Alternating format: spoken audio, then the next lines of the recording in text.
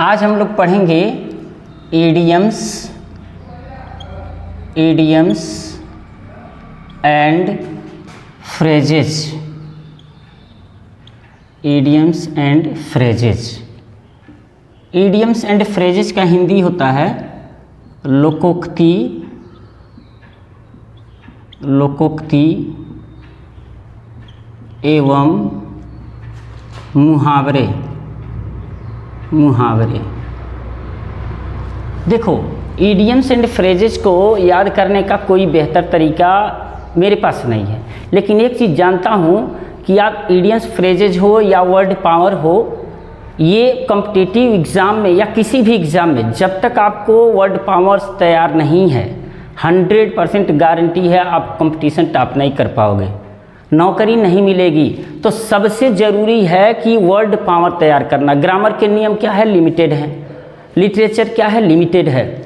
लेकिन जो word power है ये लिमिटेड नहीं है। अब इसको याद करने का तरीका सबका अपना अलग अलग हो सकता है। आप विद्यार्थी हो, स्टूडेंट हो, आप जानते हो कैसे याद किया जाता है। इसको गलत शब्दों से जोड़ लिया जाता है, किसी घटनाओं से जोड़ लिया जाता है, अपने लाइफ के घटनाओं से जोड़ लिया जाता है, किसी देखी हुई चीज़ से जोड़ लिया जाता है तो याद हो जाता है। अब देखो, मेरे पास तो कोई बेहतर तरीका नहीं है, लेकिन हाँ एक चीज़ मैं कहूँगा कि इडियम्स फ्रेजेज हो चाहे वर्ड पावर हो, आप उसे रोजाना उसे रिपीट करें। रटे नहीं, काऊ मीन्स गाय, काऊ मीन्स गाय, काऊ मीन्स गाय, ऐसे रटना नहीं है। आप एक बार पढ़ो कि किस माने क्या होता है और उसको फिर कल पढ़ो, फिर कल पढ़ो, और ऐसे पढ़ते जाओगे तो चीज़ें याद होंगी। तो देखो, पहले मैंने लिया है, देखो पहला जो मैंने लिया है ए मैडन स्पीच। ए मैडन स्पीच इम्पॉर्टेंट है, एग्ज़ाम में पूछा जाता है। और एग्ज़ाम में जो पूछा जाता है आपको कैसे पूछा जाएगा, यहाँ पर आपको ऑप्शन दे दिया जाएगा, 4 ऑप्शन, और उस 4 ऑप्शन में एक जो रहेगा उसका करेक्ट रहेगा, बाकी 3 जो रहेंगे सिमिलियर रहेंगे। तो देखो, मैडन मीन्स होता है फर्स्ट, मैडन मीन्स होता है फर्स्ट, मैडन मीन्स होता है प्राइम, मैडन मीन्स होता है प्रीमियर।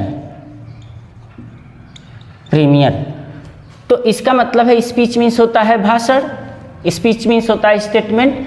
तो मैडन स्पीच आप कैसे याद करोगे? मैडन मतलब मान के चलो कि कोई मैडम है जो पहली बार भाषण देने गई और वो डर रही थी, ठीक है ना। मैं किसी महिला की बुराई नहीं कर रहा हूँ, लेकिन क्या है कि कोई मैडम है, यानी कि कोई मैडम है जो पहली बार भाषण देने गई तो डर रही थी। और कोई भी जब पहली बार देने जाता है भाषण तो डरता है, पहली बार कोई भी कुछ बात करता है तो डरता है। तो इसको हम याद करेंगे, मैडन स्पीच मीन्स होता है फर्स्ट स्पीच, ठीक है। किसी भी औरत को ले लो, और मैडम की ही नहीं, सर को भी ले लो ना, किसी को भी ले लो, तो पता चलेगा जब पहली बार जाएंगे फर्स्ट स्पीच देने जाएंगे तो डरेंगे। तो फर्स्ट स्पीच हो जाएगा मैडन स्पीच। नेक्स्ट है ए लायंस शेयर। ए लायंस शेयर, ठीक है। लायन मीन्स जानते ही हो क्या होता है, लायंस मीन्स शेर होता है। अब जो शेयर है, शेयर मीन्स होता है पार्ट, शेयर मीन्स पार्ट होता है, शेयर मीन्स फ्रैक्शन होता है, फ्रैक्शन मीन्स हिस्सा। अब देखो, ये जो लायन है ना, लायन, तो भाई लायन है तो इसका मतलब क्या कि ये बड़ा है। तो बड़ा है तो मतलब ये है कि भाई इसे बड़ा वाला हिस्सा चाहिए, है ना। अब बड़ा वाला हिस्सा चाहिए का मतलब क्या, इसको हम कह देंगे एन इम्पॉर्टेंट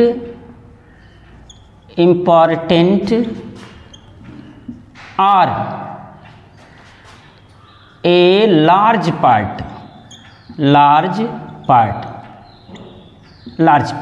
यानी कि इम्पॉर्टेंट एंड है, इम्पॉर्टेंट एंड लार्ज पार्ट। देखो, जो लायन है वो जंगल का राजा है, और जब जंगल का राजा है तो उसे क्या चाहिए, जो इम्पॉर्टेंट है यानी कि मेजर है,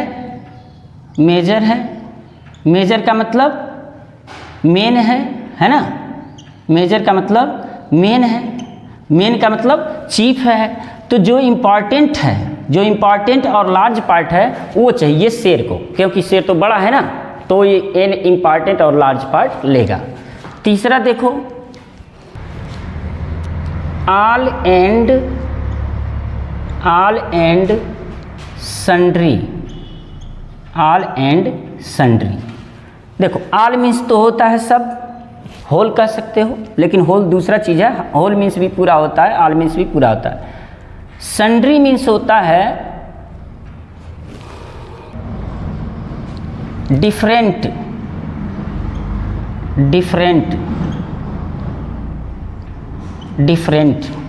सन्ड्री मीन्स होता है वेरियस, वेरियस। अब देखो ये डिफरेंट का मतलब हो गया भिन्न भिन्न, वेरियस का मतलब हो गया बहुत या भिन्न भिन्न, तो इसका मतलब कि सब लोग हैं, सब लोग, आल सब लोग, और सन्ड्री का मतलब भिन्न भिन्न लोग हैं।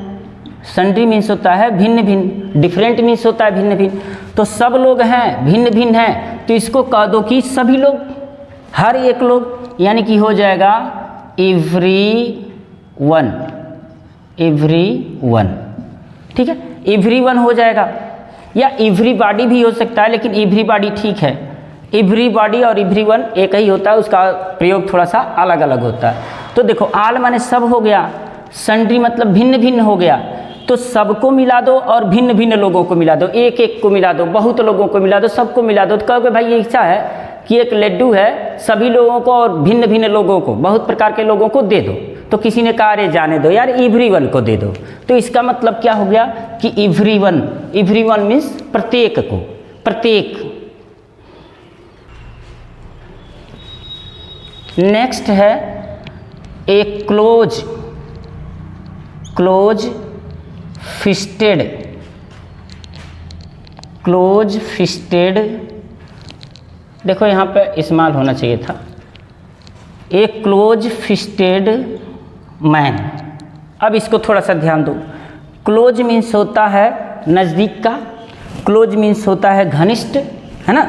क्लोज मीन्स बंद करना भी होता है, अलग अलग अर्थ है, लेकिन यहाँ एडजेक्टिव के रूप में है, तो इसका मतलब क्या है कि क्लोज मीन्स हो जाएगा घनिष्ठ, घनिष्ठ।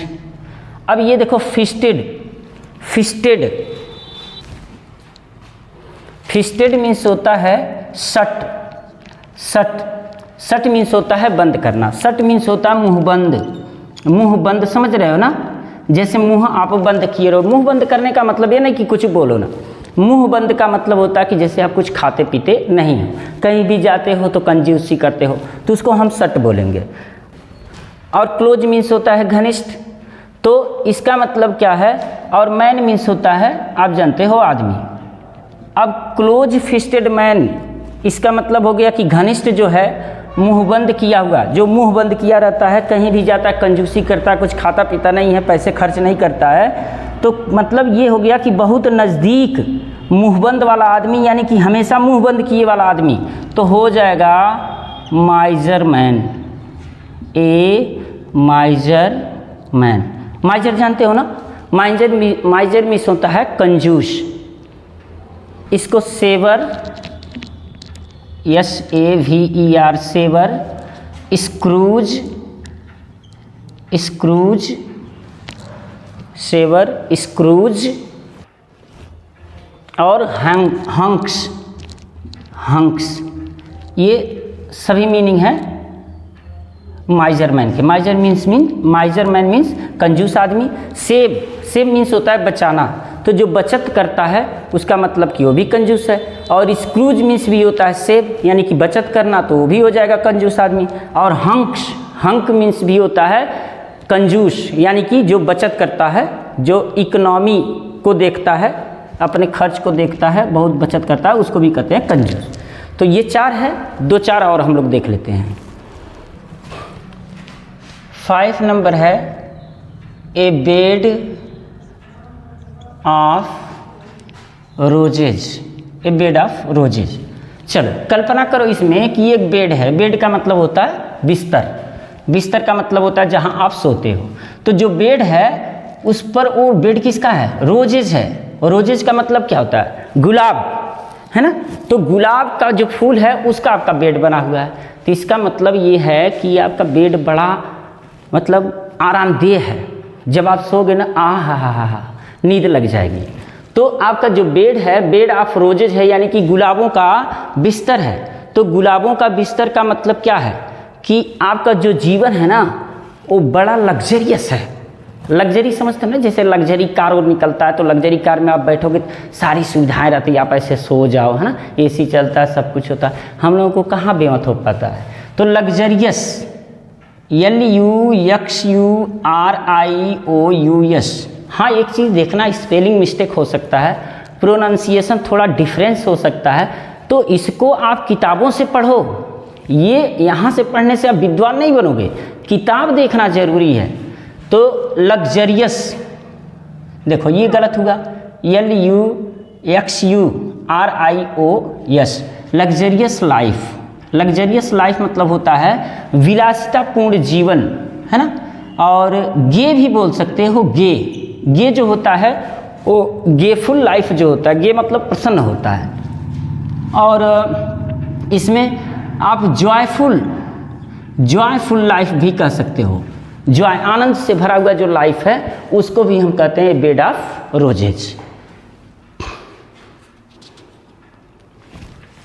देखो जॉयफुल में सिंगल यल है, ये अक्सर मिस्टेक हो जाता है, तो इसको जो है आप किताबों से अध्ययन करो। ये तो मैं आपके लिए एक ऐसी तस्वीर का काम करता हूँ ना, जैसे बच्चे तस्वीर देख के कहते हैं कि चलो ये देखें, फ़ोटो देखें और उसी बहाने पढ़ने लगते हैं। तो मैं आपके लिए तस्वीर का काम करता हूँ। नेक्स्ट है 6 number, a hard nut to crack. A hard nut to crack. देखो हार्ड मीन्स क्या होता है, कठोर होता है, जिसे हम स्टफ भी बोल सकते हैं, है ना, कठोर होता है। तो जो हार्ड होता है, और नट मीन्स क्या होता है, अखरोट होता है। क्या होता है, अखरोट होता है। और क्रैक मीन्स होता है तोड़ना, ब्रेक, है ना, ब्रेक। अब देखो अखरोट अगर आप खाए होंगे तो अगर मान के चलो लोकल वाला अखरोट ले लिए ना, तो उसको हथौड़े से तोड़ोगे तो भी नहीं टूटता है। अगर ईंटा से मारोगे तो ईंटा फूट जाएगा, लेकिन वो अखरोट नहीं फूटता है। तो कहने का मतलब क्या है कि जो अखरोट होता है ना वो कठोर होता है। क्या करने के लिए, तोड़ने के लिए। यानी कि जो अखरोट होता है वो तोड़ने के लिए कठिन होता है। तो इसका मतलब क्या है कि एक ऐसा लाइफ, एक ऐसा काम जो बहुत कठिन हो, जैसे rigorous work, rigorous work. Rigorous means भी होता है कठिन, और आप चाहो तो यहाँ लिख सकते हो हार्ड वर्क। हार्ड वर्क, देखो क्या दिया हुआ है आपके ऑप्शन में, जो 4 ऑप्शन रहेंगे, 4 ऑप्शन में क्या दिया हो, तो बहुत ज़्यादा जो वर्ड्स होता है वो सिमिलियर दिया होता है, लेकिन हमको क्या है कि एक्चुअली जो अर्थ होता है, उसका जो मीनिंग होता है वो लिखना है, तब जाके नंबर मिलेगा। तो रिगोरस वर्क भी बोल सकते हो, हार्ड वर्क भी बोल सकते हो।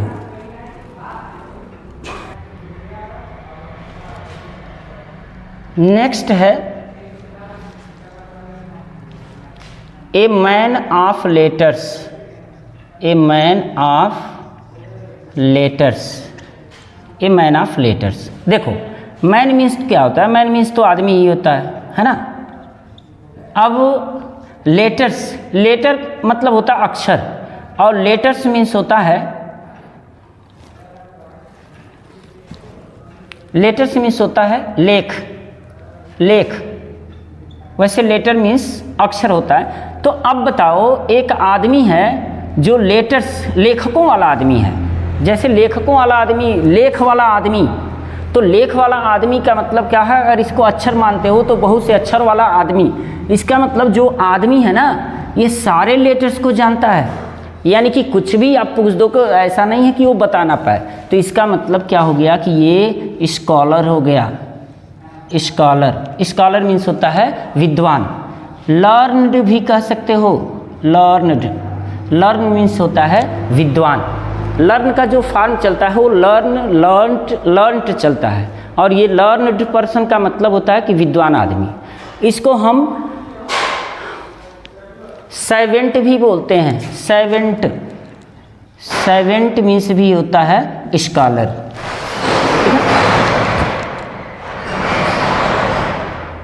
नेक्स्ट देखो,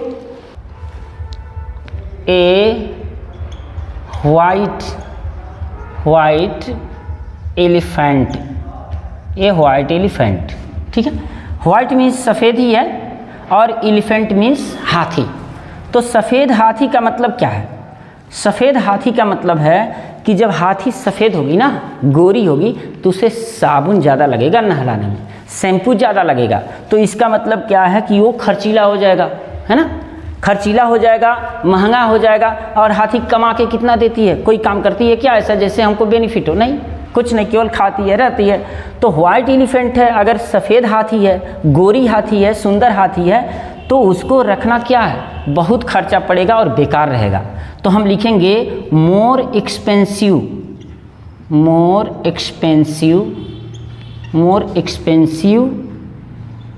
बट यूजलेस, कि वो बहुत महंगी है लेकिन यूजलेस है, बेकार है। तो हमने इडियम फ्रेजेज आज पढ़ा। अगर आपको वीडियो अच्छा लग रहा है तो वीडियो को लाइक करो, मित्रों में शेयर करो, और अगर पढ़ने वाले हो तो सब्सक्राइब कर लो। अगर नहीं पढ़ने वाले हो तो कोई बात नहीं। तो मिलते हैं नेक्स्ट वीडियो में। प्रणाम, नमस्कार, आशीर्वाद।